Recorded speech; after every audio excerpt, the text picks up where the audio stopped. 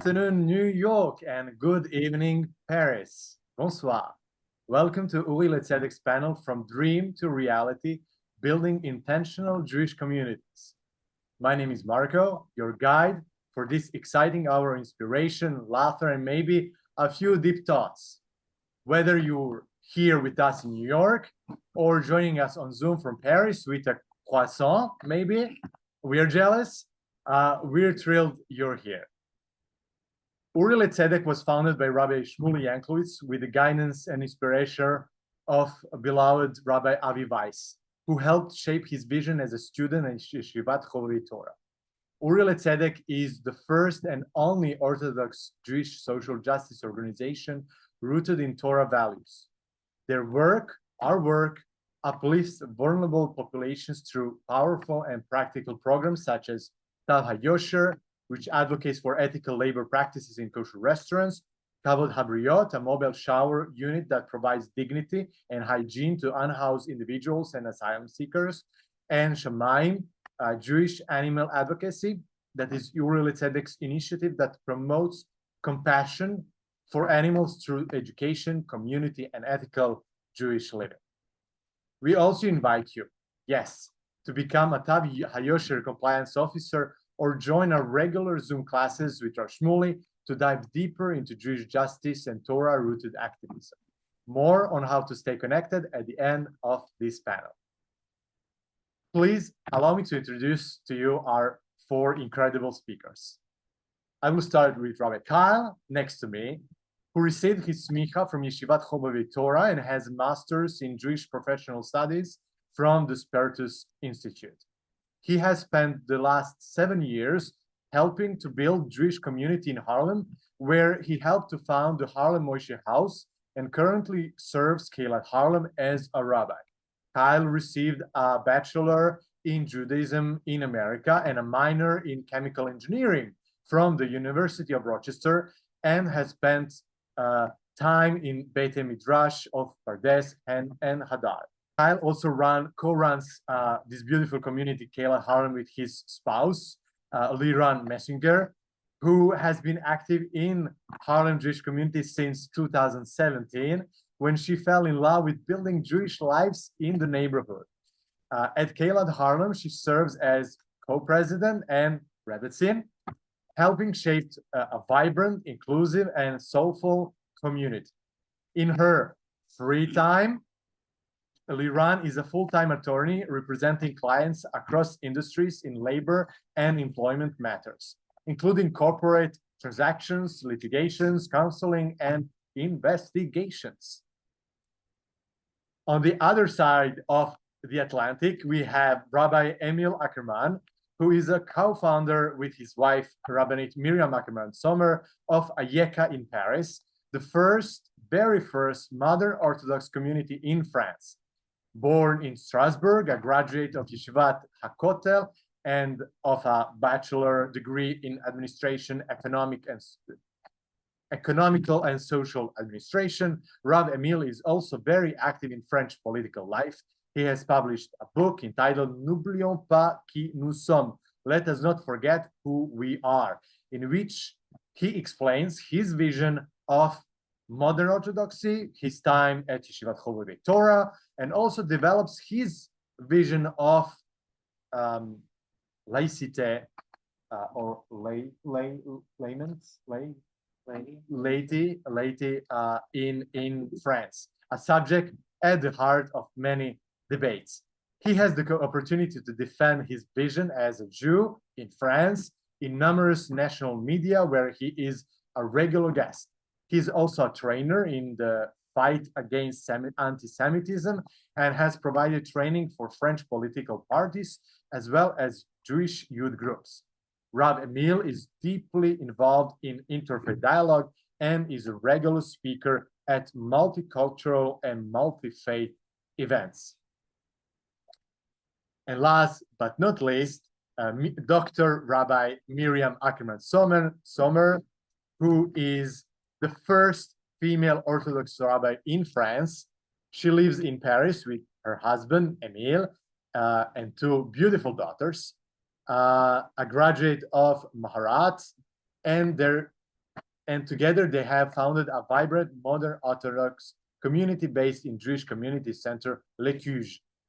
Rabbanit Miriam also holds a PhD in Jewish American literature and has published several essays, academic articles, and translations. So welcome everyone.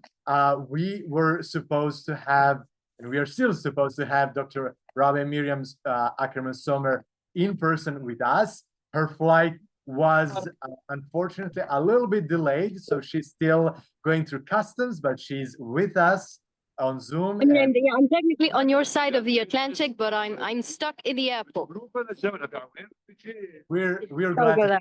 We're glad to have you, Rabbi Miriam. So today, with these four amazing speakers, we're diving into the wild, wonderful world of building Jewish communities that are inclusive, justice-driven, and deeply rooted in tradition.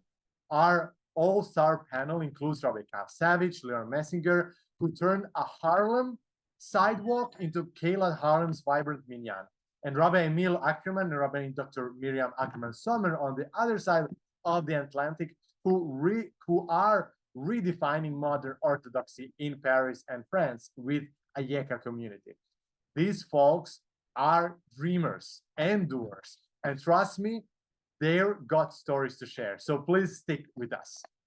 We'll explore the spiritual sparks, the logistical headaches, and social justice wins behind their communities, with a few laughs along the way.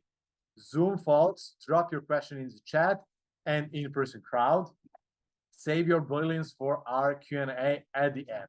So let's get started. Kick things off with the heart of the matter.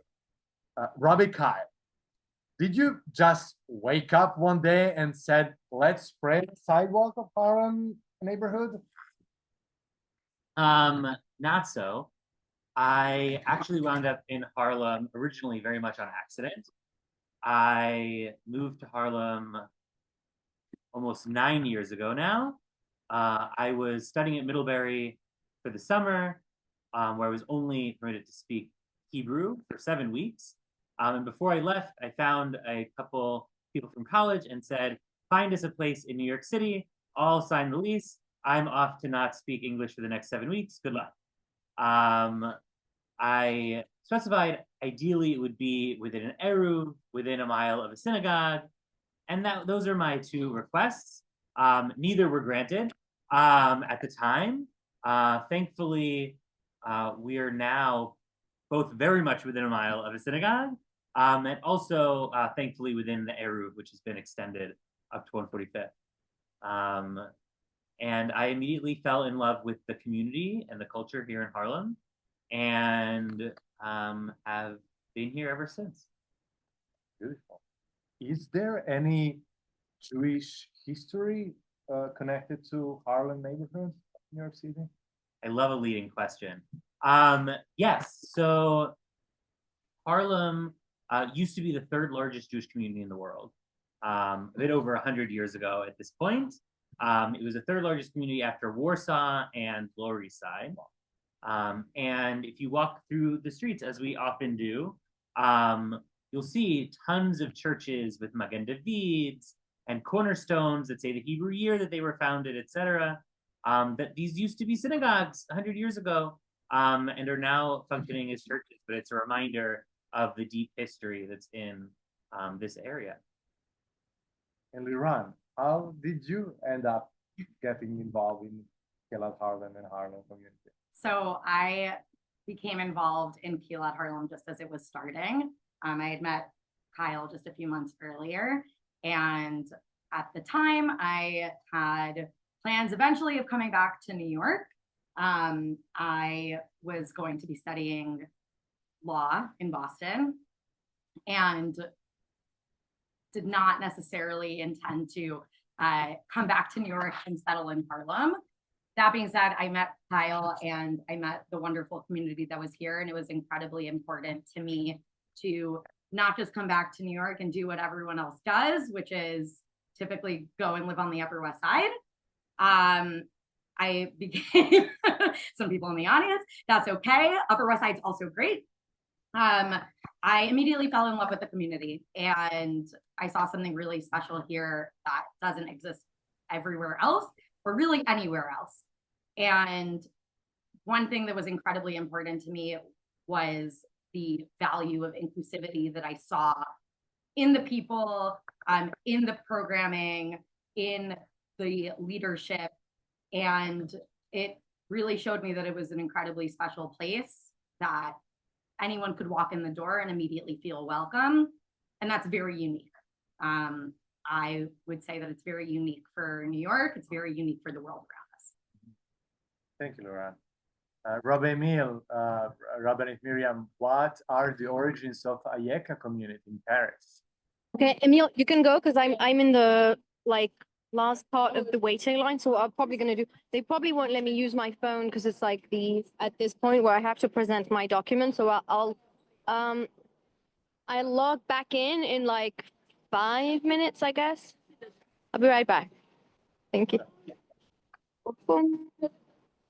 Okay, so I guess it's my turn to talk about the birth of Ayeka. Actually, it's really funny because the name comes from the fact that I always wanted a tattoo, a tattoo in Hebrew, and I tried to find any rabbi that could let me do that, and I didn't get this chance. So Miriam and I met in 2017, and we just weren't feeling that there was a community that we liked in Paris, a community where we felt that we could fit in, and so we decided to try to build one. It just started as a study group, just a study group that used to meet once a week to study just text of the Torah. And one thing led to another. We organized Shabbatot, also thanks to people on the way who helped us, and we decided to become rabbis. And so Miriam told me that I should be a rabbi. So I thought you should be a rabbi. It's a story I told during my smicha. And she said, "Okay, but where do you want me to become a rabbi?" And she just typed in, woman Orthodox rabbi on Google, and only Maharat came up, basically. So she called them, and she asked if she could go. And another thing led to another thing. They talked to us about YCT. We came to visit, and we were thrilled about the institutions, and we decided to come to New York to get a smicha. And once we were supposed to come for 3 years or 4 years, but because of COVID, we just only got 1 year on site, and then the rest was on Zoom. But one bad thing for a good thing means that we were able to actually build something in France while we were still learning for smicha, and that's what enabled us to start first with base Paris when it was Hillel International and Moshe House like today, and then we moved, thanks to the success of this, we moved from the base model to a more regular model of a community where we actually have our own home. No, crazy, right? And a community shul in another place. And we opened our shul in 2022, and it's still going.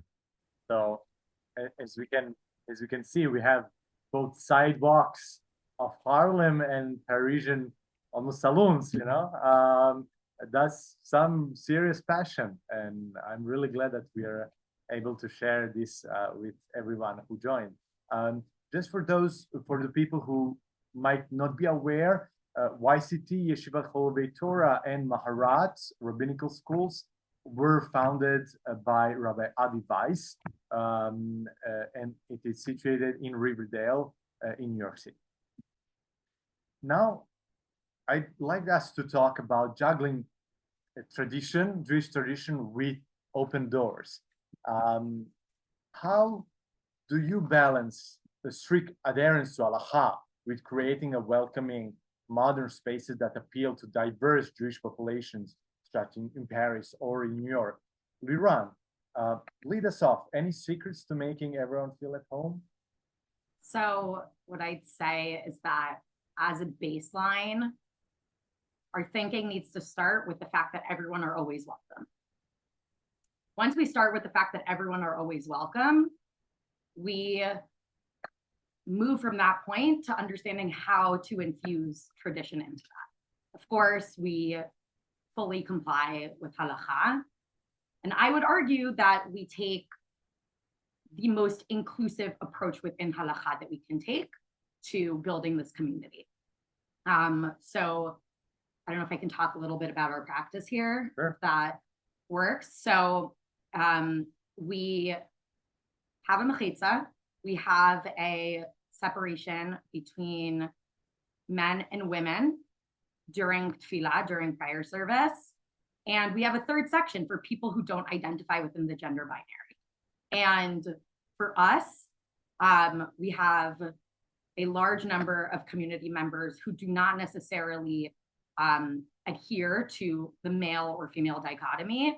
And within halakha, we have been able to find ways to allow them to feel comfortable in this space for davening, for tefillah. We also, in addition to having services, always have a meal component to everything that we do. And that not just allows us to be in community as we pray together, which is an incredible blessing and something that really binds us to each other and to tradition, but we're able to get to know each other through the communal aspect of breaking bread. And I'd say we consider ourselves a shul community because we're a shtival community, because it's not just about the strict adherence to Jewish law. It is about making everyone feel welcome and making sure that everyone is able to engage fully in this space, in whatever way they are able to do that. Oh, this is beautiful, and this really illustrates this God's commandment in Leviticus that you shall love your fellow your neighbor, and it's beautiful to hear how your community open doors to everyone. Yeah, and I'll just add that, you know, we have these commandments to do mitzvot, and we were actually just at a wedding last week where this was stated, that we have this commandment to do mitzvot and to congratulate people on like their weddings and such. But we're taking it the extra mile when we really love our neighbors and we are able to truly celebrate people and to meet people where they are and celebrate their identities as well in community together. I would correct that just in an He's the instant rabbi. to say it's not the extra mile. Like that should be the baseline. Yeah. That we're actually here to celebrate everyone in our community. And if we're not doing that, we're not really fully meeting that vision for building community. Or for truly meeting the vision of Judaism. I'd say it is complying with halakha and really engaging with halakha to love our neighbors. And it's so interesting because our last panel that we had at Uwilet Tzedek was a month ago with the base community from Washington Heights with Rabbi Hart Levine and Rabbanit Tanya Farber, where we discussed the radical hospitality of their Seder with neighbors. And it's really nice to hear that there are communities such as yours, and both in Paris and in New York, so to have that vision of life in Judaism. Rabbi Emil, can you tell us how you navigate these potential halachic challenges in French context? Yeah, I think we do not have exactly the same, problematics and issues that we have in the US.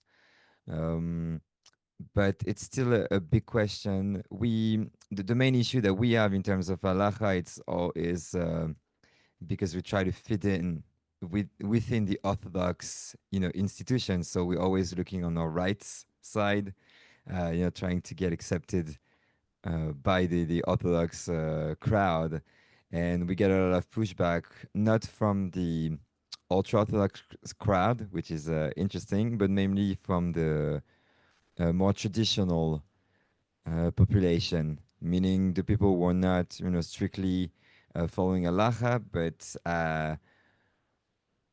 like we say, we have a saying in France. We say like the people who don't go to shul, but the shul that don't go to needs to have a black hat, Orthodox rabbi. Um, and that's the idea. So this is like the big questions, halachic questions that we get are more from the Orthodox side. People saying like, "But how can you do that? And still be Orthodox? How can you have a woman leading parts of the prayer? How can you have a woman rabbi?" And those are the issues that we're regularly confronted. But that's not all. Like on the other side, we still have you know, people coming from the most progressive side and trying, to confront this idea of halacha as the orthodox way of looking at halacha and their values, especially their egalitarian values. And that's something also that I say to people who want to come to convert, especially women. And I say, like I'm like being a woman today in our space is going to be a challenge because as much as we are committed to the values of I can say like the Western values of egalitarianism and feminism, like we are still not like fully egalitarian, and that may be an issue with your values. So that's a problem, that we get from both sides today, and we have this very hard mission of trying to maintain, if I can say, the middle path. That's not easy to have. At Urlet Tzedek, we really try to combine both the spirituality, philosophy, Jewish thought, but also engagement and activism, something really tangible and practical. So because of that, I want also to ask you, Rabbi Emil, are there any logistical obstacles in your mission that you're facing? Um, Not, I wouldn't say logistical problems, uh, mainly because in Paris, it's still, it's a big city, so you can, develop your own community without stepping on others. So that's a good thing. I would say the two main issues that are big issues today would be the lack of eruv in Paris, Okay. and the chief Orthodox rabbinate is blocking the eruv in Paris, mainly because he thinks that women don't care about not coming to shul and staying with the kids. That's one problem. And the second problem would be with for the conversions. I'm not sitting on the base team to convert people, but the base team that we work with is still not being recognized fully by the chief rabbinate in France, even though it's recognized by the Israeli rabbinate. So those are two like logistical and political issues that we are still grappling with. Mhm. But despite those potential obstacles, you see the trend, uprising trend of new members coming and joining Ayeka community and Yeah, Madra. I mean, we are a small community. We just started like 2.5 years ago. It's gonna be, and actually, it's gonna be 3 years now. Time flies. But we have a steady, but good trend, yeah, of new members and people joining. It helps that we are a little bit in the media. That Paris, like the Jewish community, is small community compared to other places. Also, sometimes. Um, but it's not exponential. We just have a steady, good trend, and that's good. That's good with us. As we say in Hebrew, be'ito vizmano. Exactly. Uh, Rabbi Kai, Liran, um, how does growth of Kehillat Harlem looks like these days? What is the trend? Definitely growing. We've had a long journey of growth, I would say. Um, we've faced more than a couple logistical challenges. Space is always a challenge. When we originally started, we were meeting in a garage space that we called the original Feeble, which was more or less the garage of an apartment building that was being used as a gym by one of our community members who was the superintendent of the building. And they said, "You need a space? Okay, let's do it." And they pulled some gym equipment to the side. We put up cloth through the middle of the garage, called it a mechitza. And that's where we were for about a year and a half. And ultimately, Columbia, as they do, bought that apartment building. And University. yes, New York. we lost access to that space. And as we were kind of seeking new spaces, COVID hit. And then coming out of COVID, we started meeting out of the JCC in Harlem once a month, which we had been doing also before COVID. And then we finally got our first formal space once we started getting the numbers that we realized, like, we need to be doing this more than once a month. Like, once a month isn't enough. People want more. And it wasn't possible to do that at the JCC. And so we got our own space. We were there for almost 2 years. And then the landlord there sold the building and kicked us out. And we were kind of seeking space again. And now we've been in this space that we're in currently with this lovely brick wall for almost a year. So it's always, growth is always a challenge. And the current challenge we're facing with our growth is that, thank God, we're growing significantly, and this space is getting a little small for our needs on many weeks. And so that's our next step to explore, is what to do about that. Yeah, and I'll just add that with growth, with physical growth, also comes questions of financial sustainability, and that's always something that is difficult to navigate. Nothing good ever comes easy, and so I'll kind of leave. I'll just kind of give that little snippet and say that that is one logistical issue.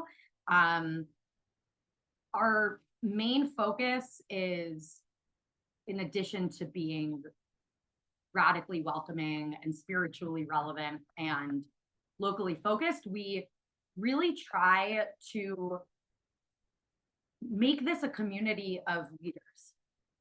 Ultimately, everyone is important, everyone is significant, everyone is integral, truly, to the functioning of this community. And something that we realized at some point a number of months ago was that it wasn't necessarily going to be sustainable to program at the level that we were programming without more hands on deck. And sometimes, in order for leaders to fully step into their leadership, they sometimes need a little bit of a push. And we have been so blessed over the last, I'd say, 6 months now, to have formed a leadership committee of individuals who really step up and treat this space and treat this community as if it is 100% their responsibility. And as if growing this community is something that they want for themselves and for future generations. And we truly are incredibly blessed to have a community of leaders. And it's really a pleasure to be able to continue to make this community sustainable with all of them. It's all of our community. And I have the privilege to witness myself what Kehillat Harlem looks on Shabbat and other days of the week. And if I remember correctly, a couple of weeks ago, we celebrated 8 years of existence, right? So many people shared their thoughts and the chimes in honor of the community. And Ariel, who is our co-president of Kehillat Harlem. And nothing would happen without her. And thanks to her and Jonathan, her spouse, her husband. Fiance, I'm sorry. Give it a year, folks. Give it a year. So I remember her saying during her speech how everything that she does, or you both do, involves Kehillat Harlem. That there's no one day that goes by or one conversation that doesn't involve in some way what Kehillat Harlem is and its activity. So it's really beautiful. And I just, we have an obsession with Kehillat Harlem, in case that isn't clear. I want to just draw attention to that really quickly, which is to say, this is my full-time job and everything I do is this. But Liran and Ariel have their own separate jobs and still manage to make everything they do this. And it's really incredible. Amazing. At Urul Tzedek, we really hold dear the social justice aspect of Judaism. Rabbi Emil, since Miriam is not yet with us, I know that Ayeka aids the homeless people and engages in interfaith dialogue. Can you share some specific examples of how your community's impact beyond the Jewish sphere in Paris? Can you share some stories? Yeah. First of all, I need to apologize on behalf of Miriam because she has been selected for a random like reinforced like verification, so she's like almost being detained. I don't know exactly at the border, so I don't think she'll be able to rejoin before the end. They are confiscating her phone right now. I mean, and I told her not to bring any drugs, but maybe she didn't listen to me. Just kidding, just kidding. um, yeah, I think that in France, especially like like in the medias, there are a lot of people like representative of different communities who got into their role of being representative of their own like faith-based communities, and sometimes they're here for like they've been here for a long time and they don't really have a community anymore, meaning like they're not like rabbinical or pastoral leaders, and they're just like mediatic figures. So what I try to do when I do something like interfaith, I try to find actual like people who or still have like a role in their community, and not people who are just like famous for like being imam or pastors or something else. So what I tried to do that last time, I brought in an imam from like um, like a suburb of Paris, someone who has a role in like many different mosques in Paris, and he was very very truthful with us, and that's something I really enjoyed. Like he didn't have like these thing that some other leaders who are more used to this kind of exercise do, like trying to always find common ground.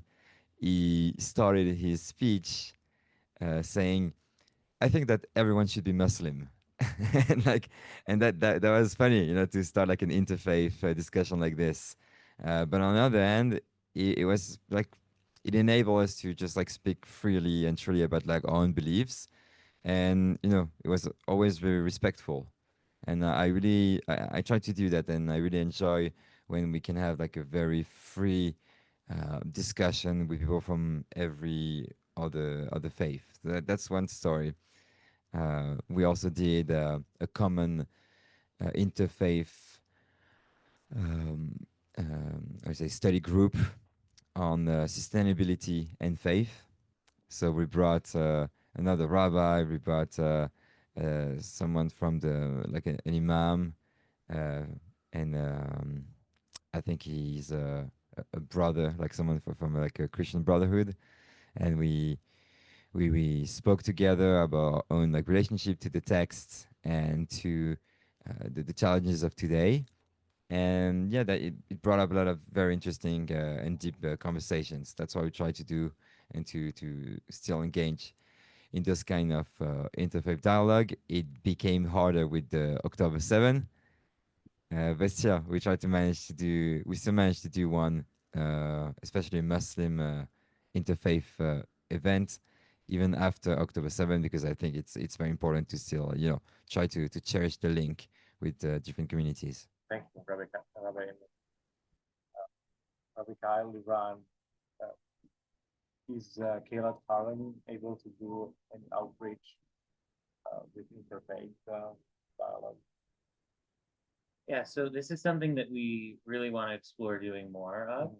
It's hard, as Liran said, we have so much capacity, and it was clear at a certain point about 6 months ago that we kind of weren't able to keep going at the pace we were going without support. And part of the goal of getting some support in those areas, from small things like not being the one to personally make the chillin every week, to big things like keeping the space in order and clean, we're finding the time to kind of build some more of those relationships. We have managed to build some of those relationships also over time throughout our general programming. During COVID, I would say the first organizational relationship we kind of built was during COVID, when we didn't have a space and we wanted to start having class learning once a week, sorry. And we needed somewhere to have it, and we wanted it to be safe COVID-wise, but we also wanted it to have rain protection. And I reached out to Harlem Hops, which is a bar literally 1 block up from our current location, which is great for me. And I connected with the manager and the owner there about that, and we wound up using their space for our learning, in exchange for us buying beer there while we learned, which was a great addition to the learning. They also have non-alcoholic beer. It's important to note on the inclusivity.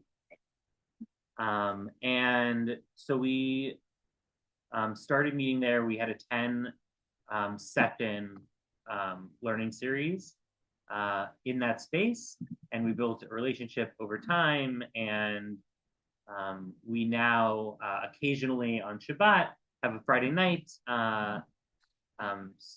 have Friday night services here in our space, and then we'll walk there for prepaid drinks. And they work with us to make sure that we're able to do that within the bounds of our halachic restrictions. And they specifically have an sub-organization, Harlem Hopes, which is a nonprofit, which helps to fund local kids going to historically Black colleges and universities, HBCUs. And so that's one way that we've managed to kind of, over a longer term, be involved in some of the local stuff happening in the neighborhood and prioritizing local stuff happening in the neighborhood. But we're definitely hoping to grow into that as well. I'll just add one additional item, which is that as a general matter, we are always looking at how we integrate into our larger community and how we can be in community with our neighbors. It's not just the Jewish community. We are very intentionally here in Harlem, which is not a majority Jewish community. So in addition to the example that Kyle identified, this past year, we, for high holidays, used the function hall of a church for our prayer services. And in that space, we absolutely engaged with other individuals of other faiths. That same space is often used for Juma services on Fridays. And it is something that we are incredibly passionate about continuing to build out. We also, over the last number of months, have engaged in a number of Harlem-based community service projects with a number of other incredible partners. I'd say the partnership is really key, especially when we're talking about capacity. Working with other organizations that have an emphasis on this type of work, and really elevating those experiences. So we cleaned up a local park in our neighborhood with a number of other community members of other faiths, in addition to our own community members. And so continuing to engage genuinely in those relationships is incredibly important to us. Wow. Sounds amazing. And I'm sure that it does build really beautiful relationships with our brothers and sisters of other faiths. But I must admit that I wasn't expecting interfaith dialogue in the bar. So that Oh, always. There's always interfaith dialogue in the bar. He didn't even tell you those stories. talk about living Jewish values out loud, right? Let's zoom in on inclusivity, because who doesn't love to have a tent that is dear to Jewish tradition? I heard you mention this, Liran, that in Kehillat Harlem, you're very sensitive to different expressions, identity expressions. So I wonder how Kehillat Harlem's gender inclusive practices are and look like. Yeah. Can I actually take this one? Please. So I think it's really important to set the stage here with a bit of our history as a community. A number of us were going to another synagogue locally a number of years ago.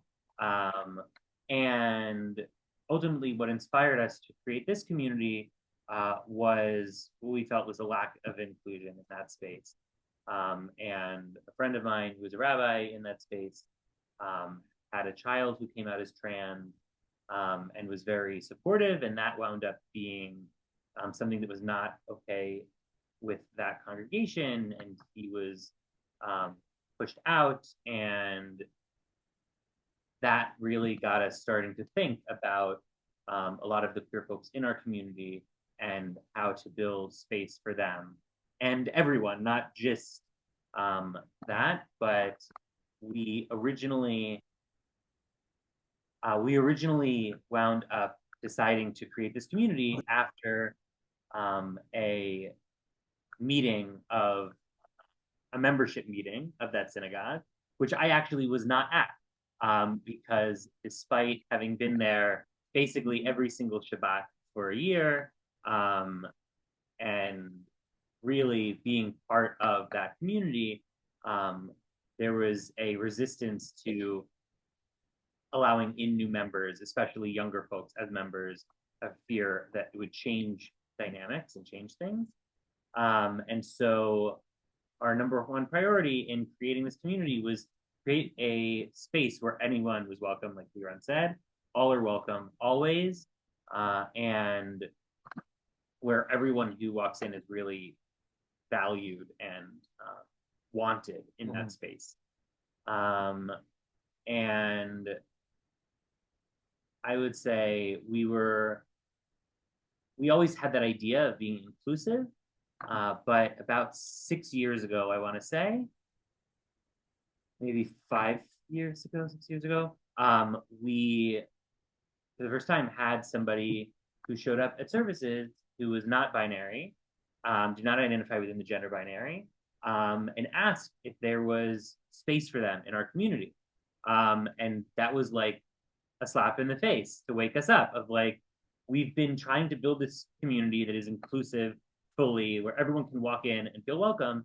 And there was at least one individual who didn't have a space until they asked for it. And we really prided ourselves on having a space that you didn't need to ask to be included. And that was a bit of a wake-up call. And we created a third section for non-binary folk at that time, which we still have.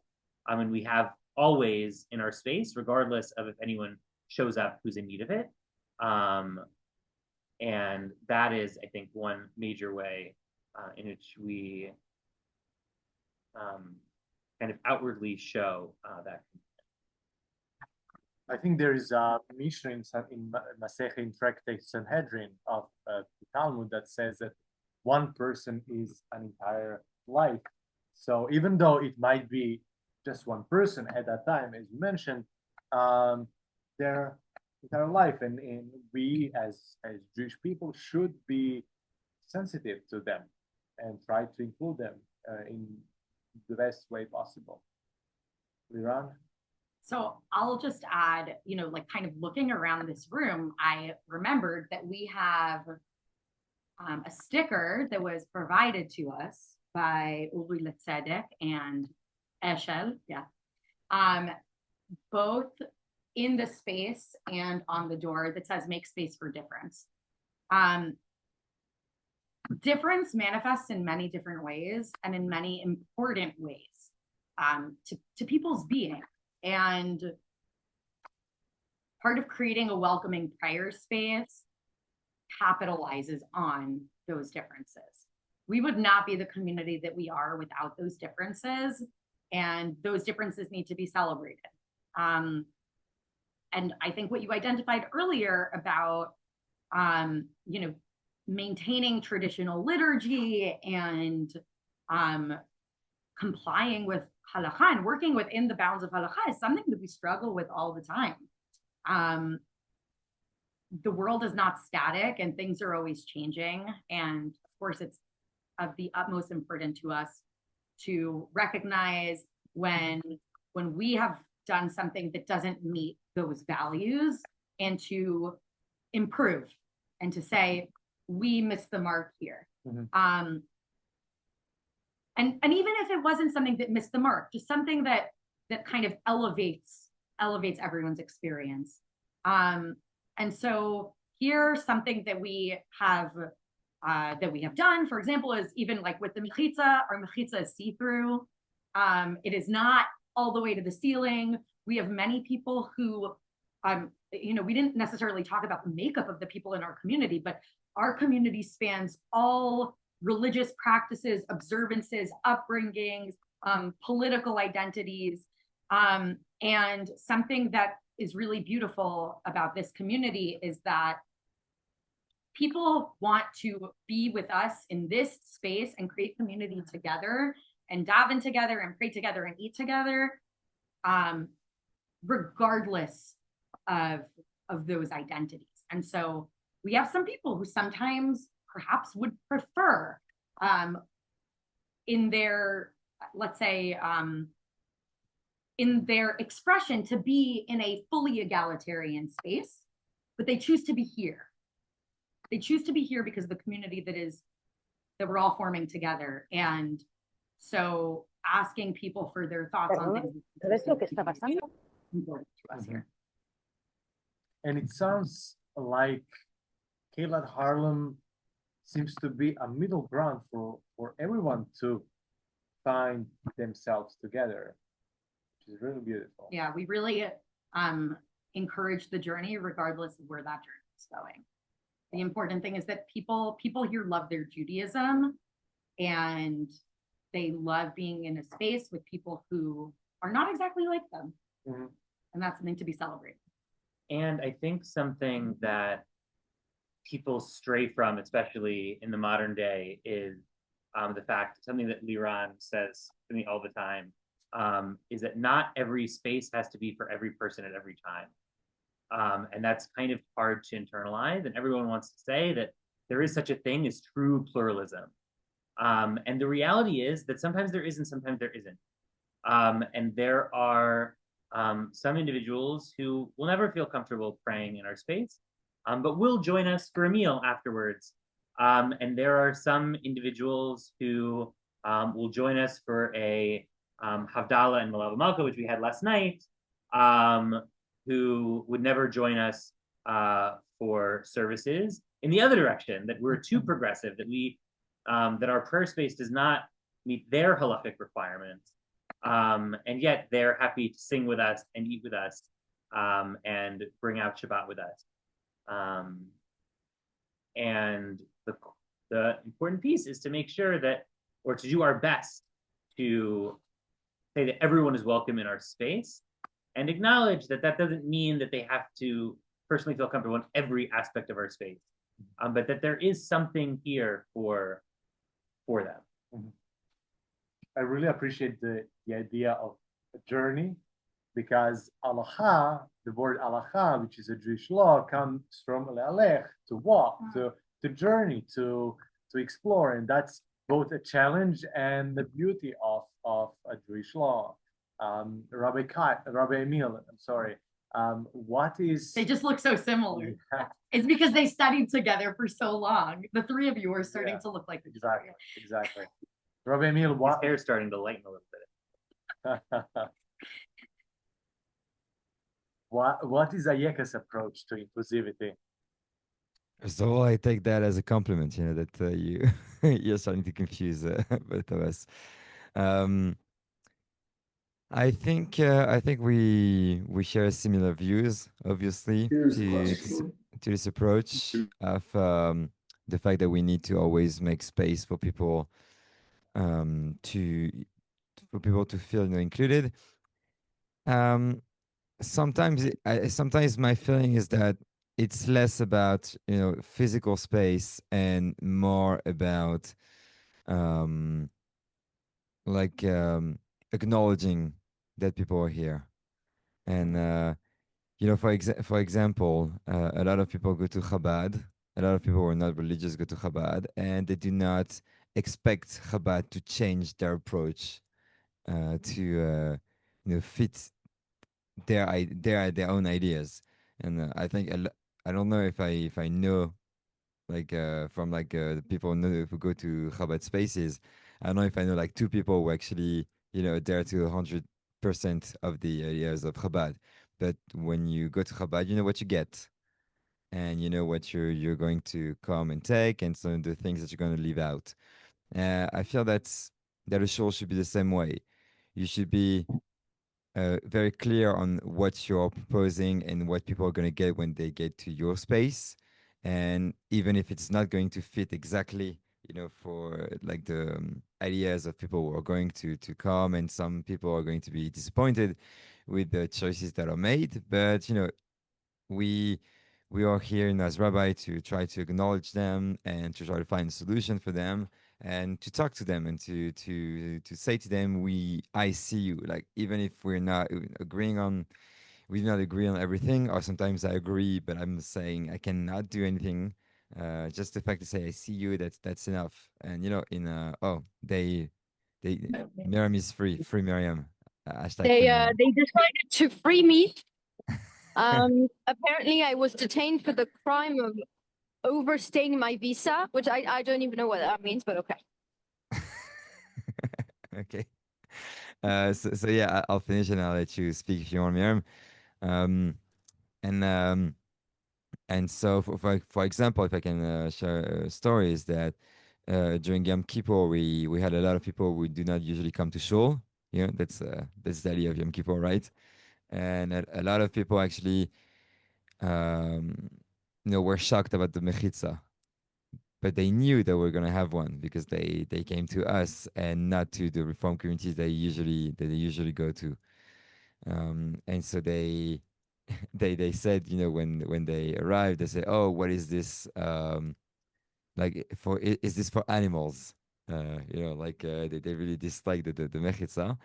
And I didn't say like anything to them right on, but afterwards I came to see and I say, like, just so you know, like I agree, like I understand like the feeling that you have about this. Like, here are the reasons why we still have a mechitza, even though we were trying to you know, create a more egalitarian space. And so like she was not convinced, but the person understood where I was coming from, understood that I was trying to, you know, uh, make her like know that she's seen. And I think that's what's most important as a rabbi that I can do. Even sometimes, you know, halacha is going to be more conservative that, you know, what the people in Western society are used to. Rabbi Emil, but I think we have to mention that the French people have a flowery language when expressing opinion. So Yeah, but as a rabbi, I cannot, you know, do the same. exactly. Um, Talking about inclusivity of different practices, I know that in your community, Ayeka, you have Sfaradim, Ashkenazim, people from Alsace, Strasbourg, as such as yourself, and that sometimes the Shalit Tzibur, the leader of the prayer, will adopt a nusach. Is that something that is still accurate? So the nusach is You usually want me to answer this one? Because vas-y, I Miriam, haven't said go anything for good go for reason. it, go for it. Okay. So I think it's still true that the Shaliach Tzibur will decide what nusach we choose for the service, but also what I think is even more like distinctive is that for a Torah reading, there will sometimes be like almost like 7 different nusachim, because it's like everybody just signs up for the Torah reading for each of the aliyot, and then they will basically read in whatever nusach they like and they choose. So we'll have very like diverse Shabbatot with a lot of different like melodies, and which I think is really one of the strongest aspects in our community. Some like uniform, like a uniform nusach a bit more. But I think this is actually amazing that it captures all the different nuances and aspects of Judaism in France. So I really love it, and that's one way we have chosen to make the service more inclusive is by telling people just sign up and show up as who you are. Beautiful. And I want to take this moment to give a shout out to all those Torah readers that some of them are with us today on Zoom who do read Torah in Moroccan Nusach, in Yerushalmi, in Nishan, Spanish, Portuguese, maybe. Okay. So big shout out to them. Both Ayeka and Kehillat Harlem, you are building communities where everyone has a seat at the table, and the bima also, or at least at Kiddush, depending on the time. Now, let's talk about reaching the disconnected people. Rabbinate Miriam, how do you reach out to French Jews who feel alienated from existing Jewish communities and invite them to Ayeka? What is your pitch to skeptics? Okay, so my pitch recently has been social media. I've started having a stronger Instagram presence. So that, which for me is really like an ordeal because I hate social media so much. But we discussed it with the board and they were like, okay, so we need to reach out to new Jews who aren't engaged yet. And I do see the difference where a lot of people who identify as Jewish but don't have like a strong connection with their Jewish roots or their Jewish life will be interested in some of the lighter content that we put out. So for instance, Emil and I, we create like skits where it's just like a funny video. The last one was about Emil was reading like biblical criticism and I was like in a park and I was trying to stone him, saying like, do we stone heretics in the Orthodox community? And like lots of people showed up as in like, do they? Which is silly, but I think like people like silly jokes. And one way I've tried to engage with like the broader community last week was I debated, so I sent Marco the excerpts, but I debated the head of the far-right party on anti-Semitism. And that was on TV, and like millions of people could see a Jewish woman that looks Orthodox, but at the same time is not subscribing to all the far right narratives that, oh, the far right supports Israel, so it has to be amazing. And I'm trying to be like a moderate and a nuanced voice that that will lead young Jews to want to learn more about their own Judaism. And I think another very simple way we try to make them feel included is whenever someone shows up in our synagogue for the first time, we'll invite them into our home with people with whom we've had a connection. So they will end up being more included because it will be like us and many of our friends and also some of the new people. And one of the young girls we invited every week, because she was completely new to the community, has decided to convert with us. So that's really one way we also try and show more inclusivity. Do you have any other like question about or examples that you're interested in? So I wanted to mention that Rabbi Dr. Miriam Ackerman Sommer has recently published her first book called Les Nouveaux Moutons de Panurge, The New Sheep of Panurge in Edition Alba Michel, which is, and please you correct me, Rabbinit Miriam, a modern critique of digital herd mentality, drawing on Talmudic wisdom to reclaim individual Exactly. thought and presence. Exactly. So I try to like appeal to a broader audience by publishing in like national like publishing houses that will have a broader appeal, like not just specifically Orthodox Jews, even though that's a demographic we're also interested in. I think we need to have a broader appeal and discuss things that like actually young people are interested in. And social media addiction was a topic that I definitely wanted to tackle. So that was my second book. Actually, my first book was focusing on Teshuvah.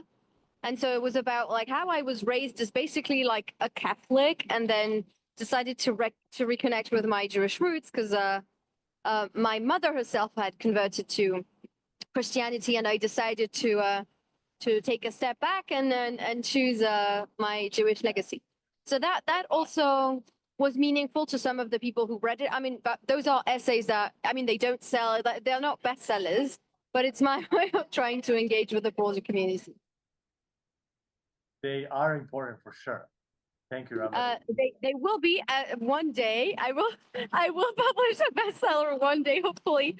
But right now it's just like trying to discuss topics that I find interesting and relevant for our time. When I listen to you, Rabbi Miriam, Rabbi Emil, Liran, Rabbi Kyle, you are like Jewish community matchmakers.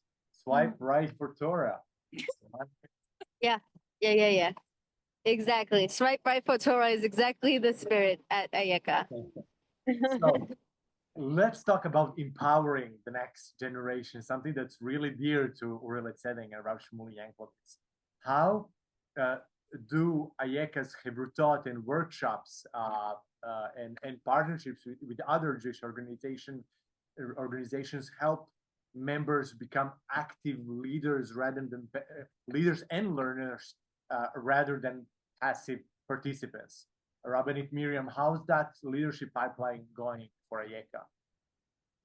Right. So basically our classes are not like vertical in the sense that a teacher is just like pouring out his or her Torah to the students. It's more like we organize our classes around debates. The several formats we have created for our classes always imply active participation from the public. We have methodology classes focusing on like how to learn how to read the Talmud on your own, or what's the difference between the Yerushalmi and the Bavli, and like I think the way we teach is meant to inspire our students to learn more. Sometimes we will only kind of spell out the main elements of a specific debate and deliberately telling people, go read this book or that book. And I think that the goal is really to have people who are more interested in like leading services, reading Torah. So we'll teach them if they have the desire to learn, and also enabling them to relate to Jewish texts on their own, not just by following classes, but by taking it a step further.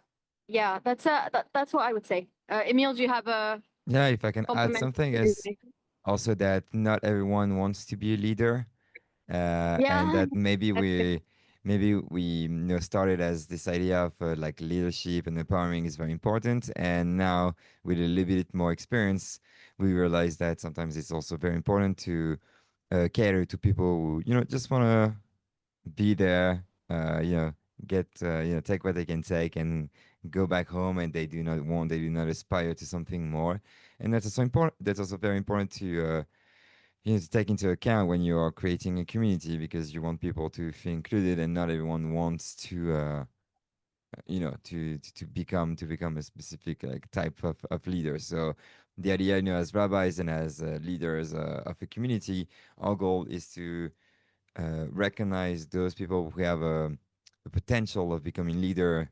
and empowering them, and but also always make sure that the other types of people are included as well.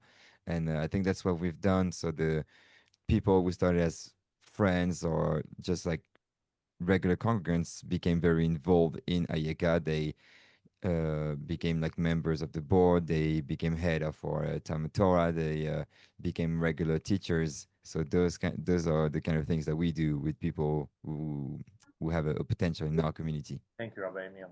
How does it look for Kehillat Harlem? Yeah, so our learning really spans the gamut, learning both in terms of Torah and in terms of leadership and those synergies. So we've had various types of learning opportunities at various points in time. I'll just highlight a few of the learning opportunities that we have right now, and that we've been having over the last several months. So we started about 3 years ago now, a learner service specifically for Saturday morning. And that was focused both on the text and on people just simply asking questions about the service itself. And the goal of that is for everyone to be able to participate in that, from the person who doesn't know how to read Hebrew and uses transliteration, which are sidurim that we have. We have sidurim with transliteration, and they're very prominently placed in amongst our Sfarim, to people who have a yeshiva background and have been Torah scholars for years. And the goal is for people of diverse levels of Jewish literacy to be able to come together and learn. Now, those are individuals who then can also go on to be able to read Torah, people who can then go on to lead services, and really step up in that way. And most recently, as of a few months ago, we started having that service on Friday night. And so really being able to explore the liturgy throughout. Once a month. Once a month, yeah.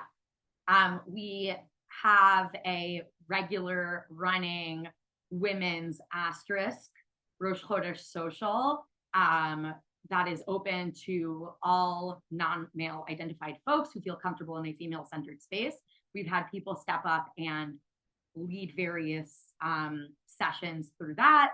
We have had challah baking. We've had text-based learning. We most recently had our absolutely incredible rabbinic intern, former rabbinic intern now, Lily Naz Evans, who is at Maharat,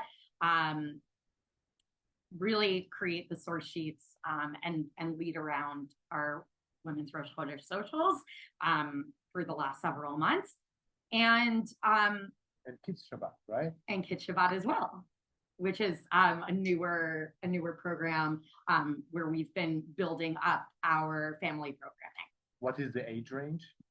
So the age range for that was between really Up to 5.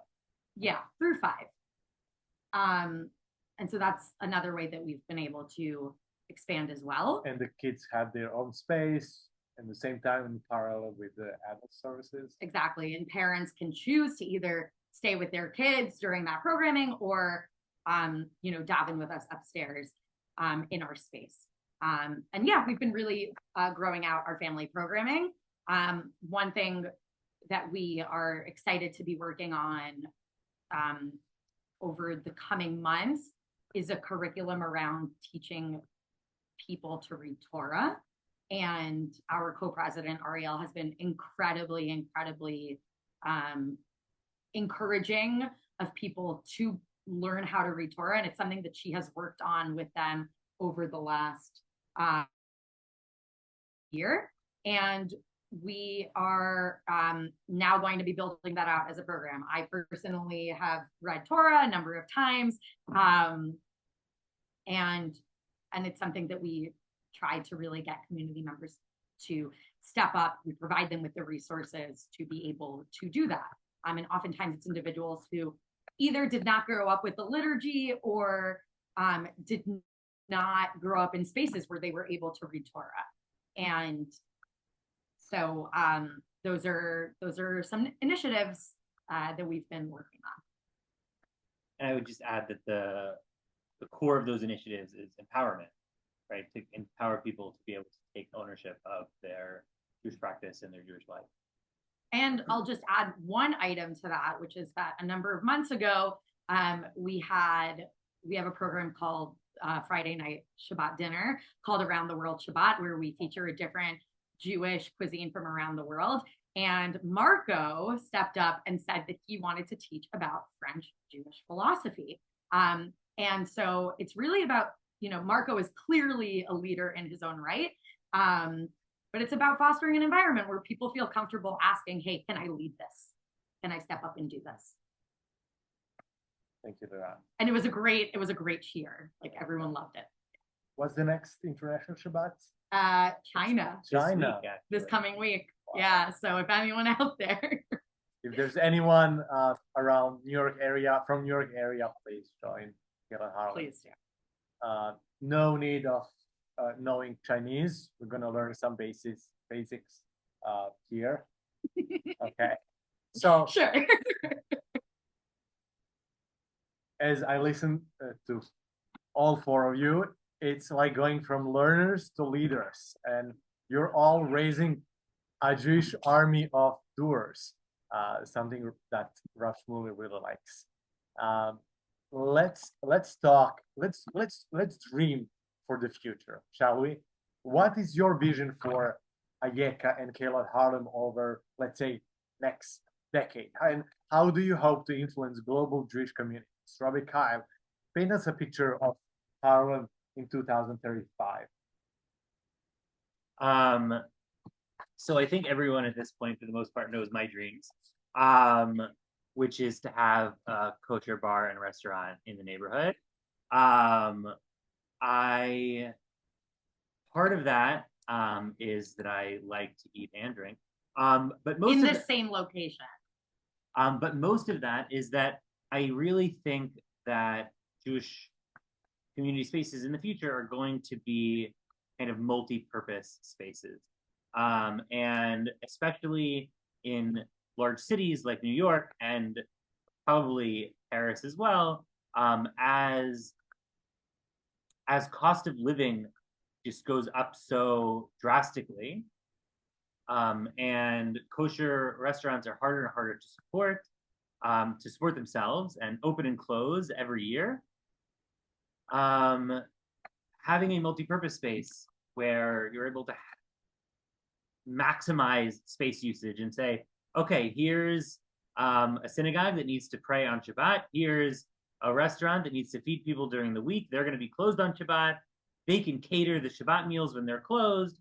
The shul can use the space, and kind of maximizing that space usage, minimizing waste, and really engaging more broadly in the community, I think is going to be really core, especially as we see the majority of people coming to us don't want to come into a large synagogue and daven. If we had $10 million one day, perhaps, the answer wouldn't be to buy one of these huge churches that was a synagogue 100 years ago. That's not what the Jews of today are looking for. They're looking for something else. Intimacy, a level of informality. And so that, I think, is a large part of the vision that I have for the future of Kehillat Harlem. Rabbi Emil, Miriam, for Ayeka. Ayeka 2034. Man, do you want to go? Sure, but there's a lot of noise around me, so I'll try and be brief. We would imagine something that would look a little bit like Base. I mean, when we had experience in the beginning, we were partnering with Base, creating Base Paris. We had this vision of like having several like Moshe houses or bases, but first of all, in Paris, like having different Ayeka houses in Paris, and then in different cities in France. That's what we were imagining. So I would imagine like kind of an expansion of modern Orthodoxy in Paris from the little hub that we represent at the moment. And the president of our board told us in a board meeting a month ago, we want Shabbatot with 1,000 people. So I was like, it's not very realistic, but at the same time, it was kind of telling that he was thinking of that as like his ambition of like, we want people to show up, to feel connected. We want our events to be full. We want more lay leaders within our community to take initiative. The way they recently have like started teaching classes. Like we have 3 new teachers who volunteered by themselves to teach more classes, and it's really amazing that there's this dynamism that comes from within the organization. And I believe that if we go further in that direction and we have Ayeka leads here and there, we can create more shuls and like spread the word of modern Orthodoxy, not just in Paris, but like in Strasbourg, in Marseille, in Toulouse, like anything we could think of, like all the other cities in France that have a Jewish presence and a vibrant Jewish community. So that's what we would imagine, I guess, marrying more people, converting more people. Not burying more people would be nice, but that's still something we've been doing as rabbis. So that's what we see for the future. It's just more of what we do, and more people, and more money would be nice. That's all. And I hear that you're also sending some rabbinical students to YCT to be next Jewish leaders. So I keep sending it. I keep sending new students to Maharat. So hopefully they go back to France and then start their own communities. And if I had it correctly, so tomorrow Maharat has a Chag HaSmicha graduation day with 2 new French 2 rabbis. French women so they already have their modern Orthodox community called Liba in the 13th. They're not directly related to Ayeka, but we're glad there are more partnership communities starting to thrive in Paris. I'm hoping at some point for some kind of federation of modern Orthodox communities, but it might take some time. In any case, I'm ready to book my tickets to these vibrant futures of yours. Before we wrap up, I want to invite our guests on Zoom and both in person to write down their questions or just to zoom in with video as you prefer. And I'd like to wrap up with some practical wisdom, which is really dear to Kehillat Harlem.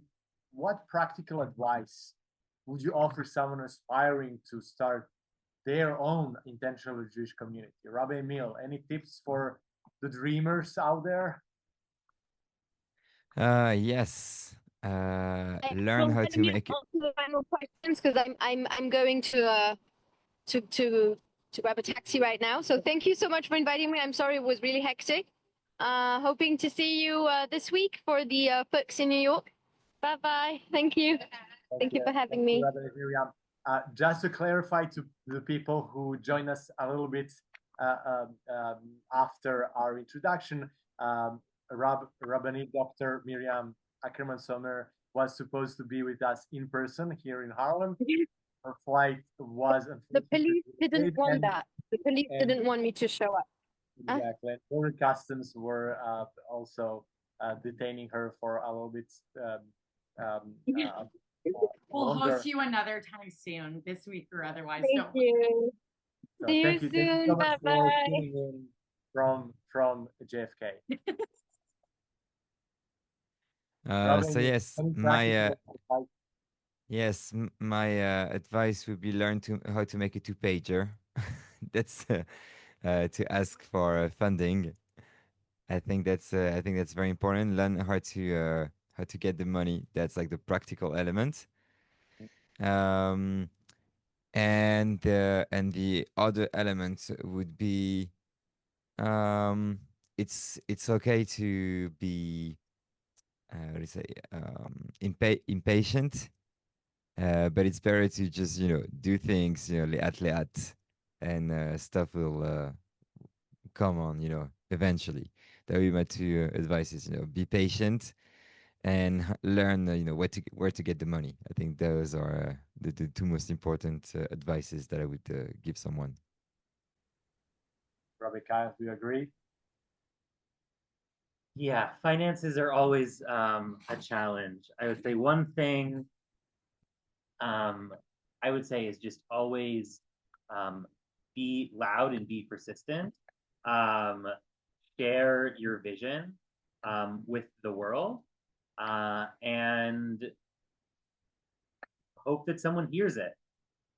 Ultimately, um, there are people out there who share that vision and want to help with that vision. And unless you're sharing that vision around, there's no one to latch onto it. So be loud, be persistent, um, be stubborn, and put voice to what you want to see in the world. And when somebody steps up and says, I want to see that also, don't let them walk away. Grab them and say, okay, we're in this together now. And I'll add that there are plenty of roadblocks that come up along the way. And the most grounding thing is to remember why you're doing what you're doing. These communities need to exist. These communities need to be more widespread. This needs to be what Judaism looks like, because if we don't have an inclusive Judaism, that isn't Judaism. And just remember that. And that's a masterclass in itself in community building, right? Thank you, LeBron. Let's open up for questions. Does anyone have a question? Yes. Hi, Rav Aviel. I don't think you could see me. It's Rachel Weintraub. My question is both for you and the Kehillat Harlem founders here. I know Miri and I have had good conversations around this. What would you say, in your view, is the biggest difference in building community in Paris versus here in city from a Jewish perspective? Very, very good question. Good to hear from you. What is I actually don't really know what I could say. Um, I think that what I talked about in the beginning, I feel that in France we are very much always looking to our right, to like the Orthodox world, and trying like almost to beg from for acceptance. And I feel that at least in our world of like YCT Maharad, people have recently stopped doing that in the like the leadership of the progressive orthodoxy. I think we're still trying to. We still believe that we can, because it's a smaller world. We still believe that we can, try to fit in or have a small place that is going to eventually come up for us. And I feel that the leadership of progressive orthodoxy in the U.S. just said basically, we just need to do our thing and not look too much to our right now. I don't know if Rabbi Cal, around you would agree with that. Yeah, I don't want to speak for all of New York modern orthodoxy. I certainly think some in the modern orthodox world are still fighting for that legitimacy from the right. I would say for us, that's not the fight that we're in. And it's not who we're seeing come through the door. We're seeing people who are perfectly comfortable being in and praying in more progressive spaces often, but are looking for something specific. They're looking for community. They're looking for people who care about them genuinely. They're looking for the ability to walk into a room, walk into Kiddush, and not sit down eating quietly without anyone saying hello. They're looking for love. They're looking for people to actually care about them and want to be part of their lives.